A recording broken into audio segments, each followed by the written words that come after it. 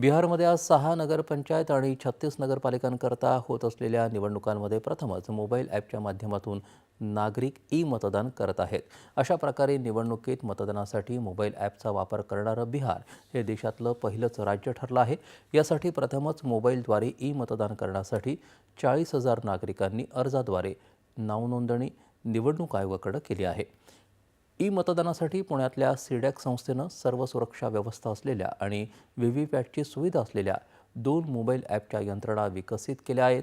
दरम्यान विधानसभा निवडणुकीच्या पार्श्वभूमीवर 1 जुलै ही तारीख ग्राह्य धरून केंद्रीय निवडणूक आयोग बिहार राज्यातल्या मतदारांच्या यादीचा फेरआढावा घेण्याच्या कामाला सुरुवात करण्यात येणार आहे. मात्र 2003 साली झालेल्या मतदार यादीच्या फेरआढाव्याला 2.5 वर्षांचा कालावधी लागलेला असताना यंदा मात्र निवडणूक आयोगानं केवळ 25 दिवस दिल्याबद्दल विरोधी पक्षांनी नाराजी व्यक्त केली.